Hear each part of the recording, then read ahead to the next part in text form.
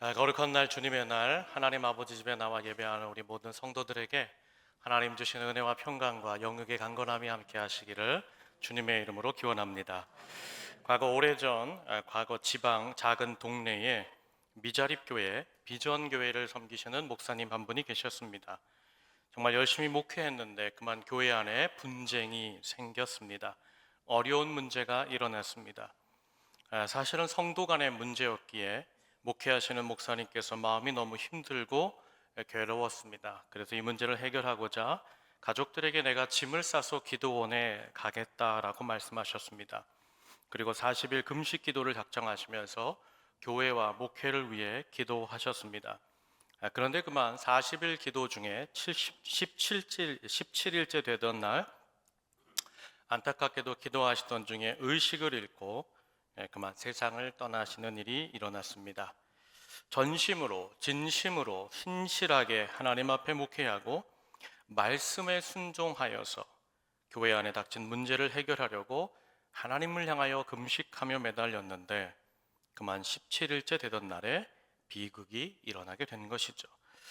그렇게 목사님이 세상을 떠나고 장례를 마친 오후가 되었을 때 교회에서 여러 지도자들이 이 목사님의 가정을 찾아왔습니다. 그리고 이야기하기를 우리 교회 재정이 어려우니 사모님과 아이들은 일주일 내로 이 집을 사택을 비워달라 요청하셨습니다. 그렇게 단 며칠 만에 아버지를 잃었습니다. 남편을 잃었습니다. 그리고 길거리로 쫓겨나와 갈 곳이 없었던 사모님, 그리고 그 어린 자녀의 마음에 너무나 큰 상처와 아픔이 생기고 만 것이죠.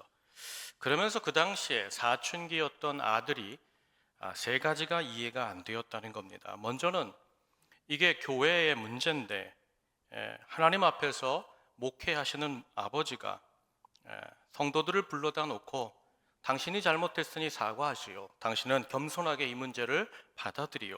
그렇게 치리하면 될 문제를 모든 짐을 끌어안고 금식하며 기도했던 아버지가 이해가 되지 않았고, 또 그렇게 하나님께 매달리며 진실하게 신실하게 기도한 내 아버지를 데려가신 하나님이 이해가 되지 않았다는 겁니다. 마지막 세 번째, 더더욱 이해가 안 됐던 것은 어머니였다는 겁니다. 어머니는 장례를 마치자마자 어린 자녀와 이제 길거리로 쫓겨나야 될 그 상황에 교회 안에 있었던 가난한 한 성도님의 집 문간방을 임시 거처로 얻게 되었습니다. 그리고 모든 가족들이 그 문간방에 들어가서 첫날을 보내는데 정말 막막하고 캄캄한 그 상황 속에 그 어린 자녀들을 앉혀놓고 하나님께 예배하자 하고는 찬송가를 반복하여 부르셨다는 겁니다. 우리가 헌금송으로 불렀던 찬송가 310장 하나님의 은혜로, 그 찬양을 계속 불렀다는 거예요. 하나님의 은혜로 이 쓸데없는 자 왜 구속하여 주는지 난 알 수 없도다.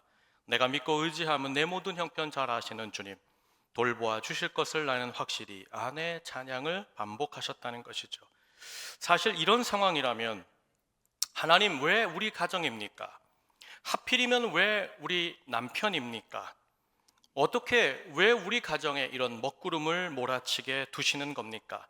정말 왜라는 단어가, 원망과 불평의 단어가 터져도 당연한 상황인데 그때 목소리를 높여 핏대라도 세우고 물어봐야 될 텐데 사모님이셨던 어머니는 왜라는 원망의 그 단어를 전혀 다른 왜로 고백하고 있으셨다는 거예요. 왜 이런 나를 사랑해 주시는지요? 왜 이런 우리 가정을 붙잡아 주시는지요? 왜 우리를 구원해 주셨는지요? 전혀 다른 왜로 감사와 찬양을 드리며 신앙의 고백을 드렸다는 겁니다. 그때 그 문간방에서 그 어머니의 찬양을 지켜본 어린 사춘기 아들은 그 어머니의 모습을 나는 도무지 이해할 수 없었다고 말한 것이죠. 그리고 그렇게 아버지의 죽음 이후에 많은 시간이 흘러서 그 사춘기 아들이 성장하여 성인이 되었을 때 그 아들이 결심합니다. 나는 죽었다 깨도 다시 교회로 돌아가지 않으리라. 나는 교회 쪽도 쳐다보지 않으리라. 목회 꿈꿀 생각도 말아라. 결심을 세웠다는 겁니다. 그런데 놀랍게도 하나님이 자기 자신을 하나님의 종으로 목사로 부르고 계심을 깨닫고 늦은 나이에 신학교에 들어가고 결국 목사님이 되셨다는 겁니다. 이 절망 속에서 어머니가 이해가 안 됐고 아버지가 이해가 안 됐고 하나님이 이해가 안 됐던 그 사춘기 아들, 이 아들이 목사님이 되셨는데 여러분 이 목사님이 누구신 줄 아십니까? 분당에서 목회하시는 분당 우리교회를 섬기는 이찬수 목사님이십니다. 이찬수 목사님이 자기 인생에 이런 일들을 되돌아보며 이런 말씀을 하셨습니다. 우리 가정이 그 절망스러운 상황, 이제 앞이 보이지 않는 캄캄한 상황에도 우리 가족이 다시 일어설 수 있었던 한 가지 이유를 꼽으라고 한다면 그거는 단 하나뿐입니다. 전분의 어머니가 그 길거리에 쫓겨난 날 오직 하나님을 믿고 간절히 하나님 앞에 기도했기 때문이라는 거죠. 우리 가정이 그 당시에 누구도 기도하지 못했는데, 우리 친족 중에서도 누구도 우리를 위해 기도하지 않았는데, 그때 내 어머니가 하나님께 소망을 두고 절망 속에서 기도를 드릴 때 하나님께서 우리 가정 위에, 우리 자녀들의 인생 위에 복을 내려주시고 사랑을 베푸셔서 다시 우리 가정을 이와 같이 세워주셨다는 간증입니다. 사랑하는 여러분, 우리가 2025년을 시작하고 오늘 상반기 마지막 주일을 맞았습니다. 여러분, 지난 상반기 동안 여러분이 하나님 앞에 감사하고 하나님께 찬송을 올릴 수 있는 일은 무엇입니까? 여러분, 그 일로 말미암아 여러분 어떻게 하나님께 감사하고 싶으세요?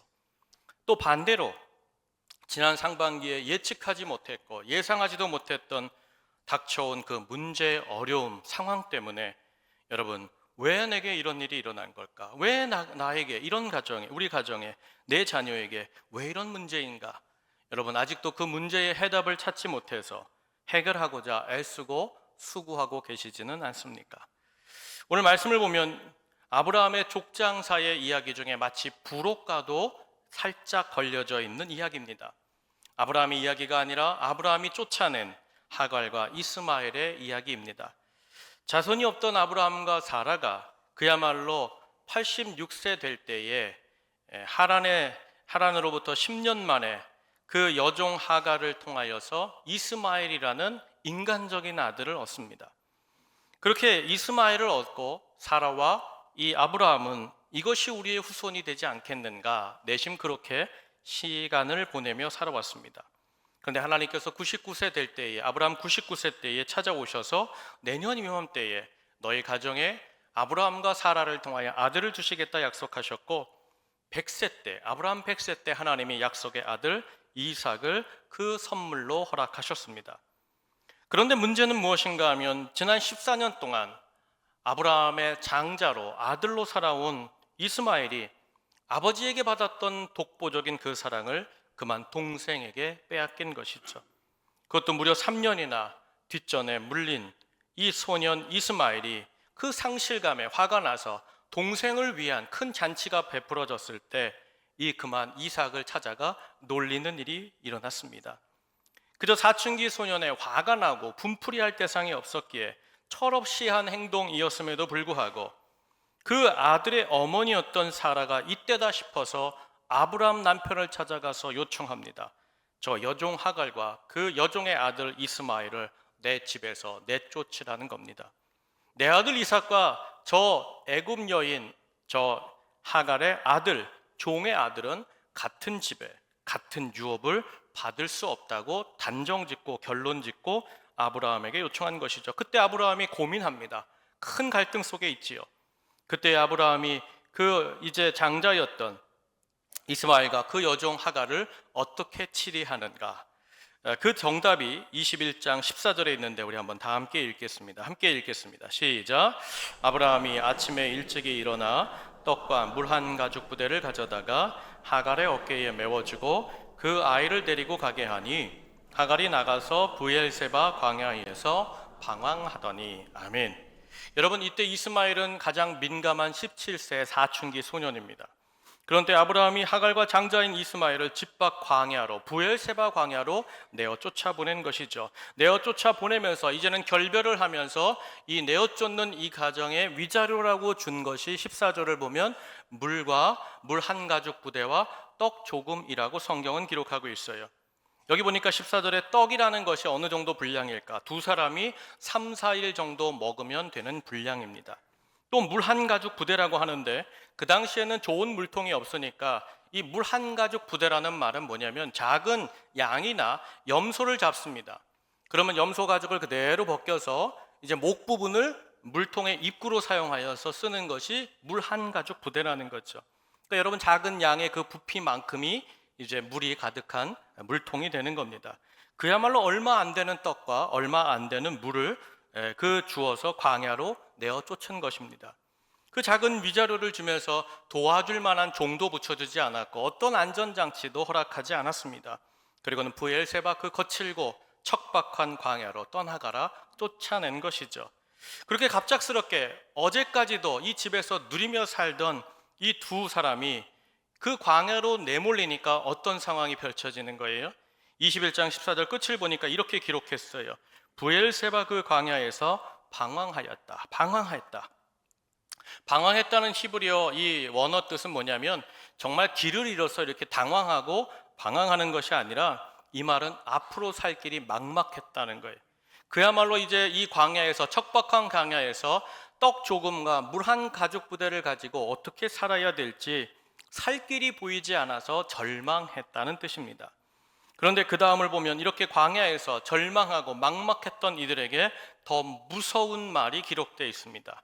그 말이 무슨 말인가 하면 창세기 21장 15절 앞부분에 있는데 제가 읽겠습니다. 그 가죽 부대에 물이 떨어진지라. 가죽 부대에 물이 떨어진지라. 여러분 광야에서 척박한 땅에서 사막에서 물이 떨어졌습니다. 그럼 여기 왜 물이 떨어졌다는 이야기는 이야기만 나오는 것일까? 떡은 애초에 어떻게 된 거예요? 이미 다 먹어치운 거예요. 이미 다 두 사람이 먹어치우고 떨어진 지 오래입니다. 그리고는 그 뜨거운 사막, 광야, 척박한 땅에서 인간의 생명 유지에 있어서 가장 절대적이고 필요한 요소인 물마저 떨어지는 일이 벌어진 것이죠. 그런데 여러분 더 충격적인 일이 이어집니다. 21장 15절 전체를 한번 우리 다 함께 읽겠습니다. 함께 읽습니다. 시작. 가죽 부대에 물이 떨어진지라 그 자식을 관목덤불 아래에 두고. 아멘. 여러분 여기 보니까 하갈이 이스마엘을 관목덤불, 가시덤불 아래에 뉘었다는 겁니다. 여러분 왜 뉘었던 것일까요? 이유가 있죠. 아들이 그동안 떡을 먹지 못한 지 며칠이 지났고 이제는 물도 마시지 못하자 그만 그 사춘기 소년이 펄펄 나는 그 소년이 광야에서 힘없이 쓰러지고 말았다는 거예요. 무슨 뜻일까요? 여러분 집에서 아이를 길러본 분들은 다 아시겠지만 여러분 아이는 아이입니다. 아이는 아이예요. 이게 무슨 말인가 하면 아무리 바깥이 덥다고 해도요 아이가 힘이 있잖아요. 그럼 밖에 나가서 하루 종일 새카맣게 타고 그냥 얼굴에 그 땀이 그냥 범벅이 될 때까지 열심히 노는 것이 아이들이에요. 반대로요 아무리 날씨가 영하로 춥다고 할지라도요 이 아이가 힘이 있으면요 밖에 나가서 아이들과 뛰어노는 것이 아이라는 거예요. 그런데 여러분 지금 17살 먹은 사춘기 소년, 가장 왕성한 이 소년이 어떻게 되는 거예요? 몸이 축축 늘어지면서 그 관목 덤불 밑에 누일 수밖에 없었다는 거예요. 그동안 먹지를 못했어요. 그 광야에서 물도 마시지 못했어요. 그러자 이 사춘기 소년의 손과 몸이 늘어지는 거예요. 눈동자의 빛이 희미해지는 거예요. 생명의 빛이 잃어가는 것이죠. 그런데 여러분 이 순간에 더 절망스럽고 더 어려운 것이 무엇인 줄 아십니까? 더 이상 내가 이 아이의 엄마로서 부모로서 해줄 것이 없다는 사실이에요. 하갈이 죽어가는 그 아들에게 뜨거운 광야의 그 햇빛을 잠깐 피하게 해줄 심산, 그거 외에는 그 얕은 가시덤불의 그 가시로 말미암아 생기는 그 그늘에 두는 것 밖에는, 관목덤불 밑에 뉘우는 것 밖에는 할 일이 없었다는 거예요. 사랑하는 여러분, 지금 이 하갈이 죽어가는 자식을 바라볼 수밖에 없는 이 어머니의 마음이 느껴지십니까? 이 어머니의 마음이 어떨 것 같습니까? 제가 이걸 어떻게 하갈의 마음을 표현해 볼까 하다가 포기했어요. 그야말로 어머니가 죽어가는 자식을 보면서 그 마음과 감정을 어떤 단어로, 어떤 표현으로, 어떤 형용사로, 문장으로 표현할 수 있겠습니까? 그렇게 이 어머니 하갈이 가시덤불 아래, 그 관목덤불 아래 이제 죽어가는 그 아들에게 해줄 것이 없어서 죽어갈 때 그 뜨거운 태양보다는 그래도 얇은 그 가시덤불 밑에 있는 것이 낫겠다. 그리고 그 아이를 내려놓았다는 거예요. 그리고 그 다음에 하갈이 무엇을 하는가? 우리 창세기 21장 16절을 한번 다 함께 읽겠습니다. 함께 읽습니다. 시작. 이르되 아이가 죽는 것을 참아보지 못하겠다 하고 화살 한바탕 거리 떨어져 마주 앉아 바라보며 소리내어 우니. 아멘. 이제는 하갈이 직감적으로 모성애가 알게 된 것이죠. 아, 내 아들이, 내 자식이 이제 죽는구나. 그런데 내가 할 수 있는 일이 없구나. 하갈이 죽어가는 그 아들을 마주보고 있을 자신도 없고, 또 차마 엄마로서 죽어가는 그 아들 앞에서 차마 울음도 눈물도 보일 수 없으니 화살 한바탕 거리에 떨어져 마주보고 있었다는 거예요.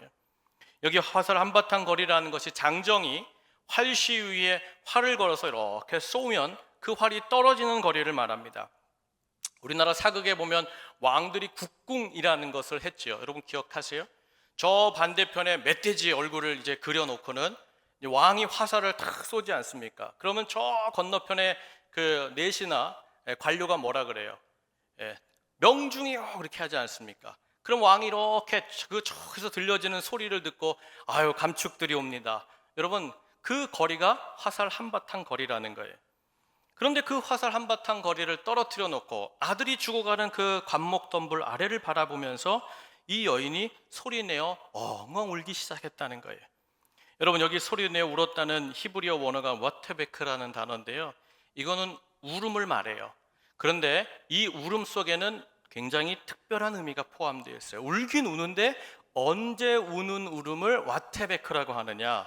여러분, 장례식 때 우는 애곡을 와테베크라고 한다는 거예요. 무슨 말인가? 이제 내 자식이 죽는다고 확신한 하갈이 더 이상 이 아들에게 해줄 것이 없으니, 눈물도 보이고 싶지 않으니 이제 아들의 장례를 이제 기다리면서 아들의 죽음을 예도하면서 그 깊은 슬픔의 울음이 터져 나왔다는 거예요. 사랑하는 여러분, 이스마엘 아직 소년입니다.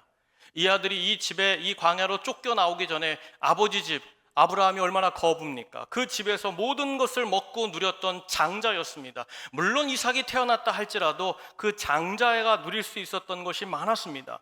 그런데 하루아침에 물 한 가죽 부대, 떡 조금을 챙겨서 광야로 내몰리면서 이 이스마엘이 어머니에게 얼마나 많이 물어봤겠어요. 어머니, 이게 무슨 일이에요? 어머니, 이게 어떻게 된 일이죠? 어머니, 배가 고파요. 떡 좀 주세요. 물 좀 주세요. 엄마가 떡이 없다고 할 때, 어머니, 왜 떡이 없습니까? 아버지 집에 그렇게 먹을 것이 많은데 다시 돌아가죠. 다시 돌아가자고요. 얼마나 그 마음을 다하여서 어머니에게 구했겠어요. 그런데 이 하갈의 마음에 뭐가 있는 거예요? 아무리 구해도 해줄 길이 없는 거예요. 도와줄 길이 없는 거예요. 내가 엄마로서 이 아들의 이 배고픔조차 해결할 수가 없었던 그 사실이 이 하갈의 마음에 그대로 있었다는 거예요. 사랑하는 여러분, 사실 우리 가정에도 이런 일이 종종 일어나지요. 정말 내 자식이 큰 어려움에 빠졌습니다. 고통에 빠졌습니다. 좀 엄마 아빠가 도와달라고 하는 그런 일을 만나게 된 것이죠. 엄마 아빠, 나 힘들어요, 어려워요. 왜 이렇게 진로가 안 열리는지 모르겠어요. 보는 시험마다 왜 이렇게 떨어져서 마음이 어려운지 모르겠어요.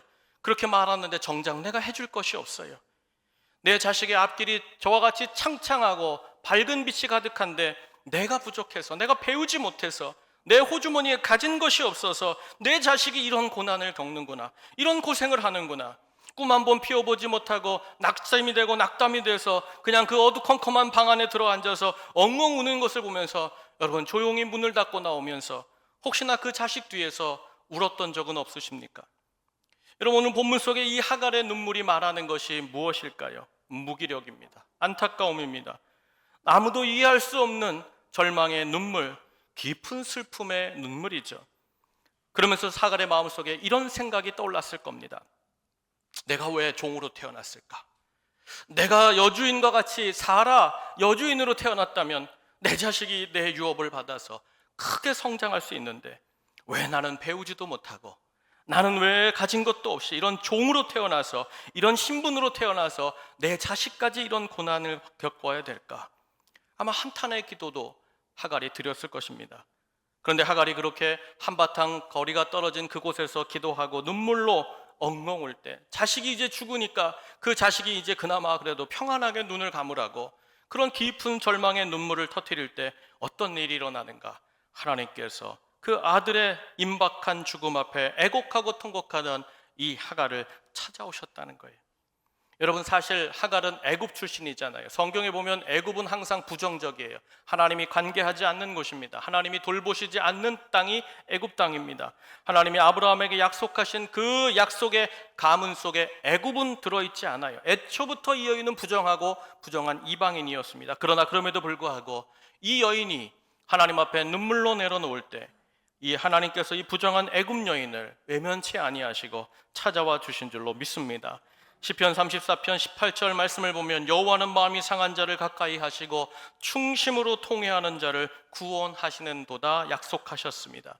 사랑하는 여러분, 우리 하나님은 꺼져가는 등불도 상한 갈대도 꺾지 아니하시는 줄로 믿습니다.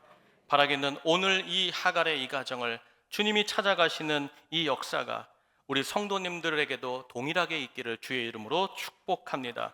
그렇다면 사랑하는 여러분, 왜 하나님이 이 광야에 엉엉 울고 있는 그 슬픔의 울음이 터진 이 하갈을 찾아오신 것일까? 사실 오늘 말씀 속에 한 가지 감추어져 있는 것이 있습니다. 그것이 창세기 21장 17절에 있는데 우리 다 함께 읽겠습니다. 함께 읽겠습니다. 시작. 하나님이 그 어린 아이의 소리를 들으셨으므로 하나님의 사자가 하늘에서부터 하갈을 불러 이르시되 하갈아 무슨 일이냐 두려워하지 말라. 하나님이 저기 있는 아이의 소리를 들으셨나니. 아멘. 사랑하는 여러분, 17절을 보면 이렇게 하나님이 하갈을 찾아오셨다면 하나님께서 이렇게 말씀하시는 것이 옳습니다. 누구의 기도를 들었다? 하갈아 하갈아 내가 눈물로 드리던 그 기도를 내가 듣고 찾아왔다. 이와 같이 말씀하시는 것이 맞지요. 근데 17절을 다시 보세요. 하나님이 누구의 기도 소리를 듣고 찾아오셨다고 밝히실까요?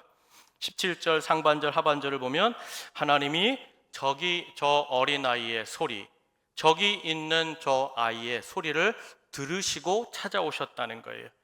여러분, 이게 무슨 조화일까요? 이게 무슨 뜻일까요? 여러분, 이스마엘이 저 멀리 떨어져서 내가 죽어가는 이 상황 속에 내게 눈물을 보이고 싶지 않아서 멀리 떨어져서 나를 위하여 하나님 앞에 눈물로 터져 기도하고 있는 그 어머니의 울음의 기도 소리를 들었다는 거예요. 솔직히 엄마는 아들 몰래 운다고 울긴 울었지만 그 자식을 위해 울며 기도할 때 그 마음이 격동되면서 그 어머니가 엉엉 울음소리가 커졌다는 거예요.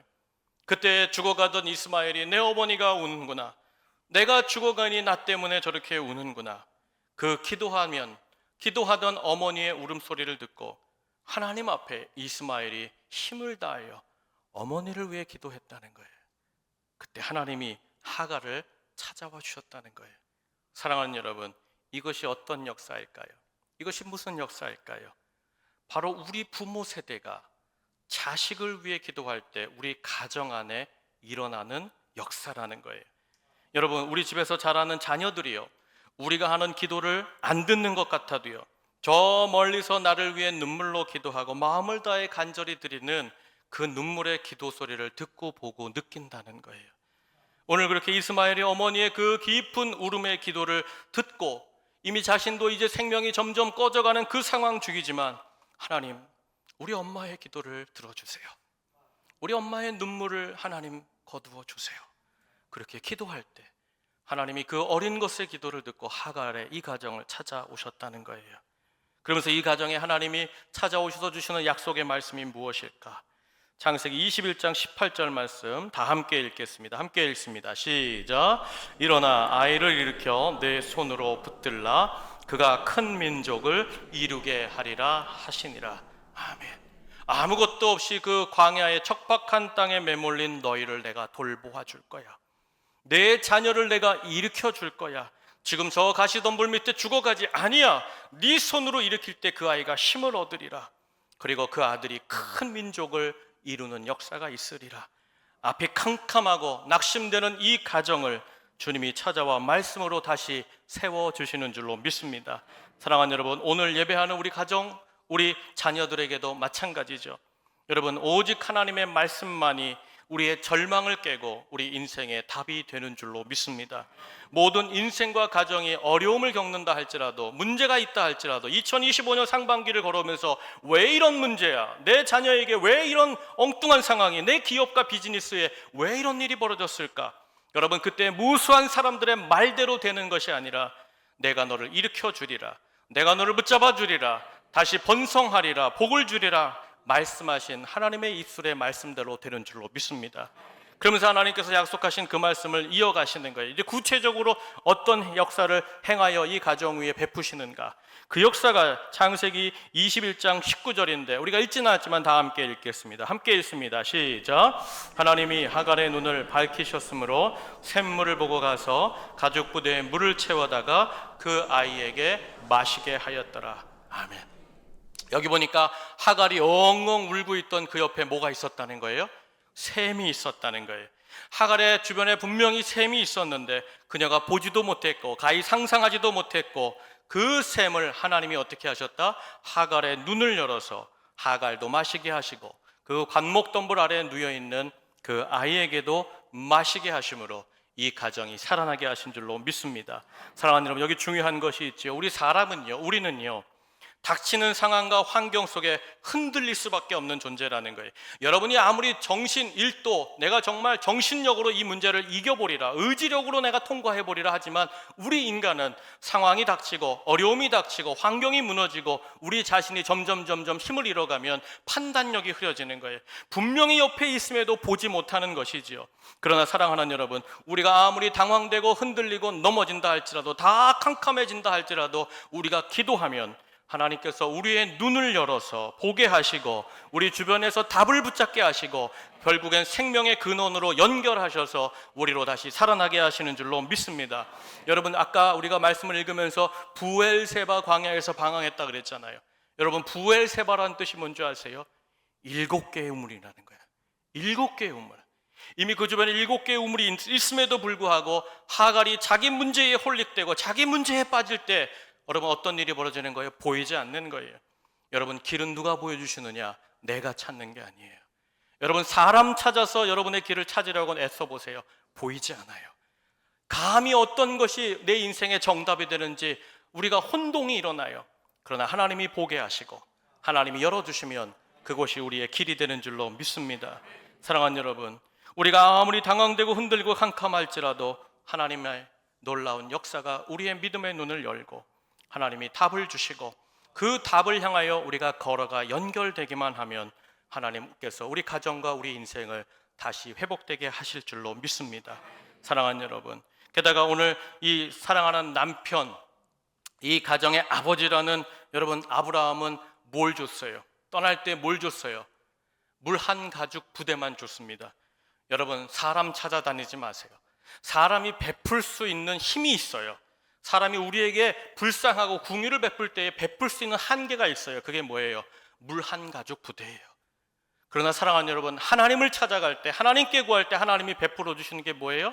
영원한 샘솟는 샘물을 주시는 줄로 믿습니다. 사랑하는 여러분, 그런데 우리의 문제가 뭘까요?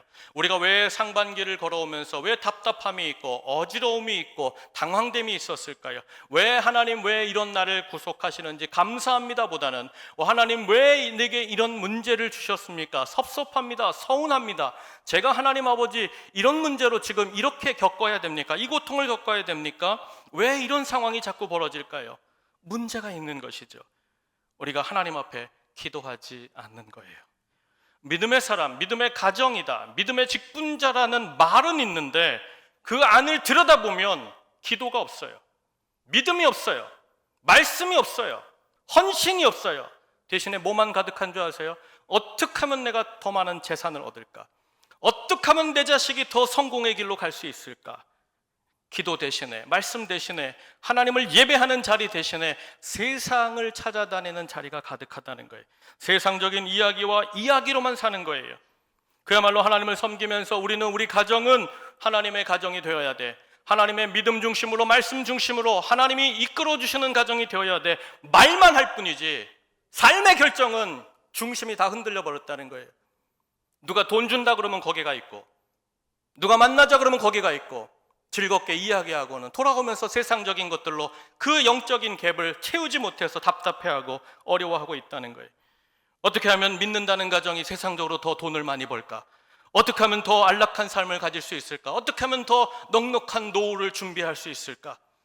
하지 말라는 게 아니에요. 그러나 먼저 순서가 있다는 거예요. 마치 세상이 주는 즐거움과 안락함을 하나님이 주시는 복처럼 포장하지 마세요. 그런 얘기 하지 마세요. 믿음 없으면서 예배도 안 나오면서 하나님께서 내게 큰 거부의 복을 주셨다? 그거 독이 될 겁니다. 여러분, 중요한 건 뭐예요? 그러니까 하나님께서 그와 같이 믿음으로 포장돼 사는데 뭐가 없어요? 간증이 없어요. 기적이 없어요. 하나님과의 친밀함이 없어요. 아니, 그거 30년, 40년 전에 예수 처음 믿었던 그 간증 말고요. 지난 상반기 동안 여러분의 인생과 가정에서 하나님이 어떤 역사를 베푸셨습니까? 라고 하면 할 말이 없잖아요. 여러분, 예수님께서도 너희가 울라고 말씀하셨어요. 너희가 울어야 된다라고 말씀하셨어요. 그런데 주님께서 그 십자가에 따라가는 그 길에 십자가를 따라가는 여인들이 예수님을 향하여 울 때에 예수님이 신신당부한 게 있다고요. 너희가 울어야 할 곳이 있다. 울어야 될 제목이 있다.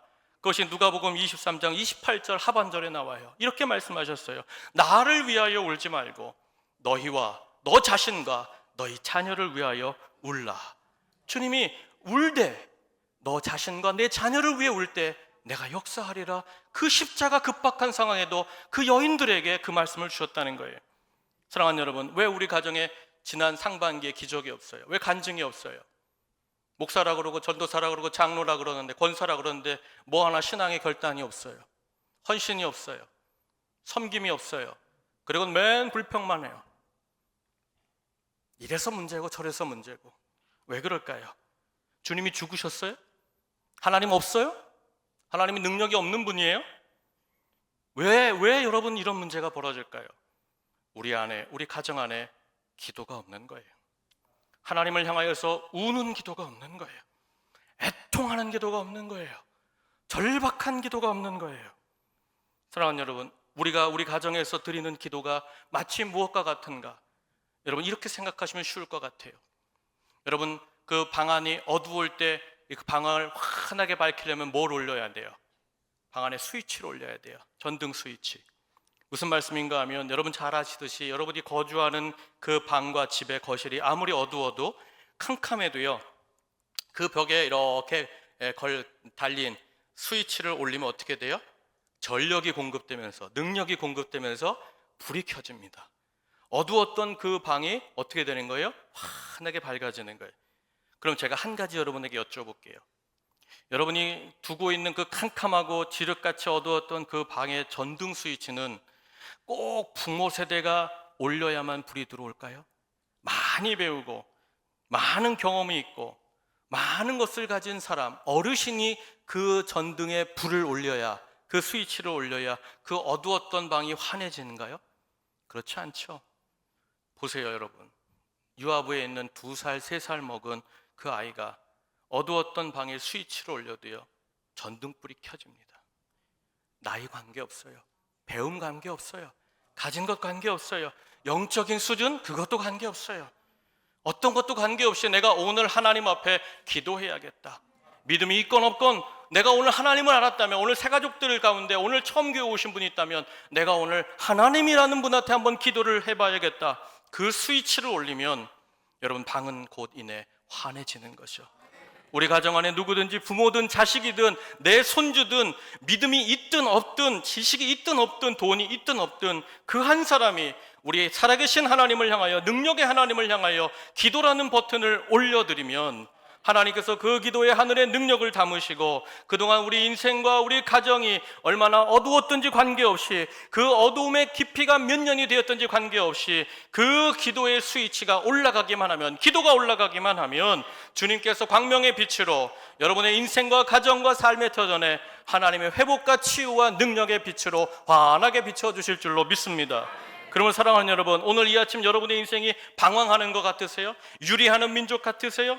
앞길에 대한 막막함 때문에 절망으로 여러분 남들이 보지 않는 곳에서 내가 믿음의 사람이요, 내가 건실한 사람이요 라고 말하지만 혼자 싱크대 옆에서 울고 있고 혼자 운전하면서 차를 세워놓고 울고 있는 분은 안 계셨습니까?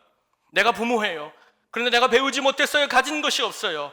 그래서 내 자녀에게 아무것도 해줄 수 없는 거예요. 그 절망 때문에, 그 상실감 때문에 정말 하나님 앞에서 나는 끝났구나, 우리 가정은 더 이상 발전할 길이 없구나, 내가 더 배운 것이 없으니, 내 자식에게 줄 것이 없으니 이제 우리 인생, 우리 가문은 여기까지인가 보다, 그같이 이미 결정하고 탄식하고 눈물 짓는 분이 여기 계십니까? 주님은 있다고 말씀하시는데, 여러분, 그때마다 우리가 붙잡아야 될 게 뭐예요? 하나님이 많은 약속의 말씀을 주셨지만 오늘 우리가 이 아침에 붙잡아야 될 말씀은 딱 하나지요. 이사야 58장 9절에 이 약속의 말씀인 줄 믿습니다. 우리 다 함께 읽겠습니다. 시작. 내가 부를 때에 나 여호와가 응답하겠고 내가 부르짖을 때에는 내가 여기 있다 하리라. 아멘. 저를 따라하세요. 내가 부를 때에 내가 응답하리라. 내가 여기 있다 하리라. 아멘. 아멘. 아멘. 여러분, 하나님만이 우리의 절망, 어떤 깊은 어두움도 깨시고 그 방황과 아픔 중에도 우리의 밝은 빛이 되시는 줄로 믿습니다. 우리가 다시 하나님 앞에 눈물의 기도를 다시 하나님께 올려드리기만 하면 반드시 주님이 나와 내 가정과 내 자녀를 일으켜 주시고, 내 기도를 들으신 하나님께서 내 자녀의 믿음을 회복시켜 주시고, 그 기도를 회복시켜 주시고, 그 기도를 통하여서 어머니가 살고 아들이 살고 그 가문이 큰 민족을 이루는 역사로 인도하실 줄로 믿습니다. 그러면 사랑하는 여러분, 우리 기도를 들으시는 하나님 살아 계십니다. 그 하나님만이 우리의 절망을 깨시는 분이요, 새믿음과 새시대와 밝은 미래를 환하게 눈을 열어 보여주시는 나의 아버지가 되시는 줄로 믿습니다. 사랑하는 여러분, 우리가 내일부터 한 주간 2025년 상반기를 정리하는 새벽 기도를 열어요. 여러분, 상반기에 하나님이 주신 은혜와 감사가 있으면 힘을 다하여 하나님께 찬송하십시오. 힘을 다하여 헌신하십시오. 그런데 상반기를 돌아보는데 하나님, 왜라는 문제가 풀리지 않아요. 어떻게라는 문제가 풀리지 않아요. 자꾸 내 마음이 자꾸 다운되고 절망스러워져요. 믿음은 있다고 하는데 기도도 되지 않아요. 말씀도 보이지 않아요. 찬양도 터지지 않아요. 그럼 여러분, 하나님 앞에 나와 울기를 주의 이름으로 축복합니다. 남편 앞에 울지 마세요. 어머니 앞에 가서 울지 마세요. 친구 앞에 가서 울지 마세요. 하나님 앞에 나와서 우세요.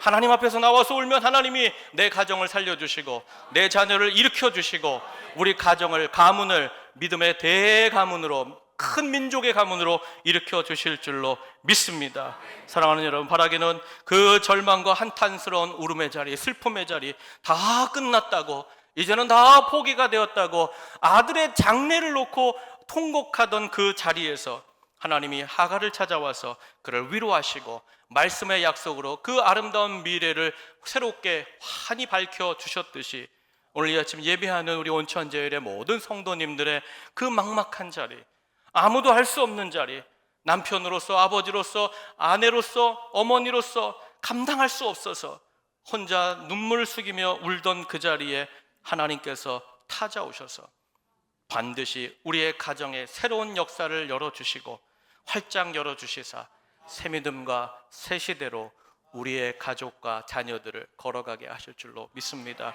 바라게든 오늘 이 말씀이 우리 성도님들의 한 주간의 말씀이 되고 상반기를 정리하는 말씀이 되고 하반기를 결정하는 믿음의 말씀, 소망의 말씀, 주님을 더 깊이 친밀하게 알아가는 복된 말씀 되시기를 주의 이름으로 축복하고 권면합니다. 이 시간 우리 말씀 붙잡고 한번 기도하면 좋겠습니다. 사랑하는 우리 가족 여러분, 하나님은 눈물로 드리는 그 기도를 외면치 못하십니다. 그가 부정하든지 그가 지금 죄악에 있든지 하나님은 관계하지 않습니다. 네가 나를 부르느냐? 내가 응답하리라. 내가 여기 있다 보여주리라. 주님은 그 눈물의 기도에 우리의 모든 것을 다 알리지 않아도 우리의 모든 형편과 상황을 정확하게 아시고 내가 여기 있다 말씀하시는 하나님이 되십니다. 사랑하는 여러분, 다시 하나님 앞에 기도하시기를 바랍니다. 주를 향하여, 하나님, 우리 가정 안에 누군가가 하나님을 향하여 기도의 스위치를 올리면 하나님 그 밝은 미래의 복들과 환한 하나님의 영광이 우리 가정을 비춰주실 줄로 믿습니다. 여러분, 이제 하나님 앞에서, 사람들 앞에서 하나님의 믿음을 가지고, 주를 향한 믿음을 가지고 기도하시기를 바랍니다. 여러분, 내 자식이 죽어갑니다. 내 가정이 죽어갑니다. 그런데 무슨 세상의 권력과 재물을 쫓아갑니까?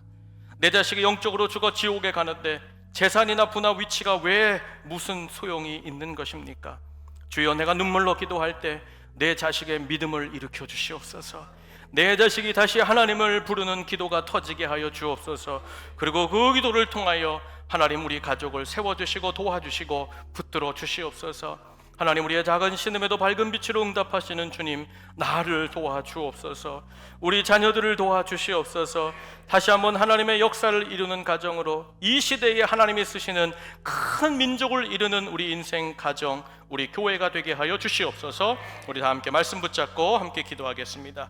하나님, 감사합니다. 오늘 이 아침 저희들을 불러주셔서 상반기를 결산하게 하시고 하반기 맥주 감사주의를 바라보게 하시니 감사합니다. 그동안 하나님 아버지여, 우리가 주님 앞에 울지 못하였고 사람 앞에 울었음을 회개합니다. 사람 앞에 징징거리고 사람 앞에 불평했었고, 하나님 아버지, 하나님 앞에 눈물로 절박한 마음으로 하나님께 기도하지 못했음을 회개합니다. 자식을 위해 기도하지 못했고, 하나님 교회를 위해 기도하지 못했고, 하나님 영혼 구원을 위해 기도하지 못했던 것을 회개합니다. 우리의 눈물의 기도가 터지게 하여 주시고, 하나님 아버지여, 그 사랑이 우리에게 임재하심으로 우리의 심령에 다시 한번 주여 은혜의 단비를 내려 주시옵소서. 메말랐던 가슴, 메말랐던 하나님 아버지여, 인생의 모든 것들이 회복되게 하여 주시고, 하나님 아버지여, 사람이 주는 것으로 만족하는 것이 아니라 아버지여, 영원토록 마르지 않고 솟아나는 그 샘을 바라보는 우리 모두가 되게 하여 주옵소서. 주여, 우리 가정을 살려주시옵소서. 내 자녀를 살려주시옵소서. 하나님, 내 자녀의 믿음을 일으켜 주시옵소서. 다시 한번 거대한 하나님의 민족으로 다시 서는 우리 인생, 우리 가정이 되게 하시고, 우리 자녀들의 앞길을 붙잡아 주시사 하나님 아버지여, 주님이 들어쓰시는 아버지여 큰 민족으로 성장하게 하여 주시옵소서. 하나님, 우리가 주님 앞에 맡겨드립니다. 기도합니다. 비천한 저희들의 기도를 불쌍히 여겨 주시옵소서. 주여, 일으켜 주시옵소서. 주님, 감사합니다.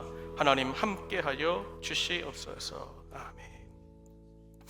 살아계신 하나님, 우리를 사랑하시는 주님, 이 시간 우리 가정을 놓고 자녀를 놓고 다시 눈물로 기도하기 원합니다.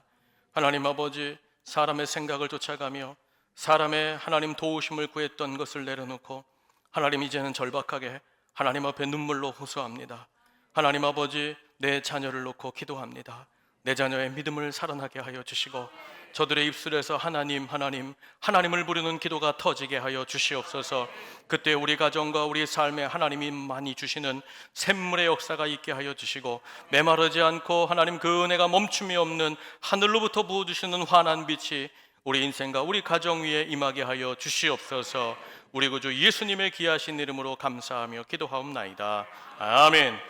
우리 다 함께 자리에서 일어나셔서 주만 바라볼지라 우리 찬양하고 축도함으로 예배를 마치겠습니다.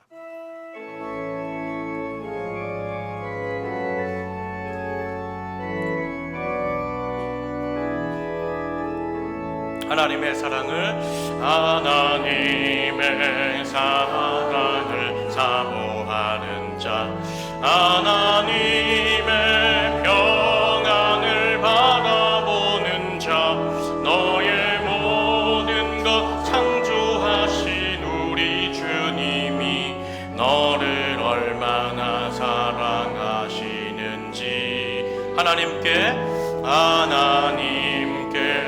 찬양과 경배하는 자, 하나님의 선하심을 닮아가는 자, 너의 모든 것 창조하신 우리 주님이 너를 자녀 삼으셨네. 하나님 사랑의 눈으로, 하나님 사랑의 눈으로 너를 어느 때나 바라보시고, 하나님 인자한 귀로서, 하나님 인자한 귀로서 언제나 너에게 기울이시니 어둠의 밝은 빛을 비춰주시고, 너의 작은 신음에도 응답하시니, 너는 어느 곳에 있든지 주만 바라볼지라, 하나님의 사랑을 사모하는 자, 하나님의 사랑을 하나님의 평안을 바라보 나의 모든 것 창조하신 우리 나를 얼마나 사랑하시는지 하나님께 찬양과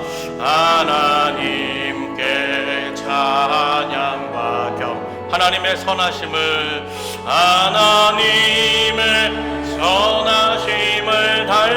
나의 모든 것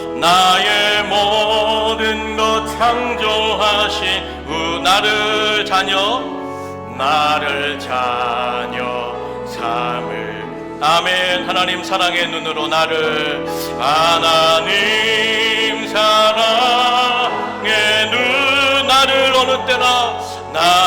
어느 때나 바라보시고 하나님 인자한 기로서 언제나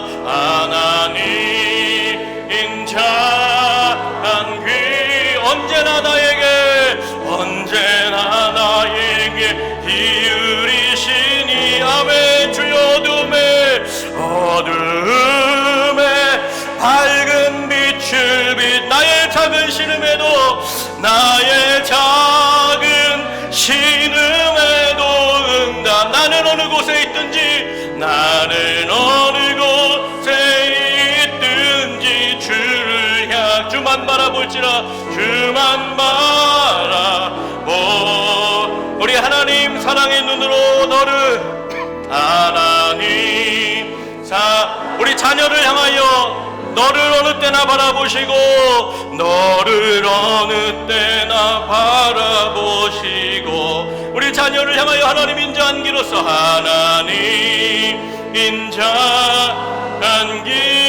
내 자녀에게 언제나 너에게 기울이시니 어둠의 밝은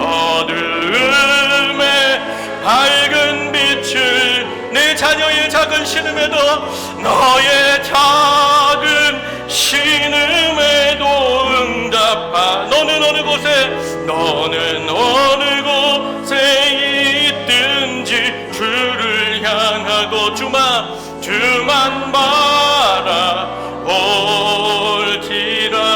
바라볼지라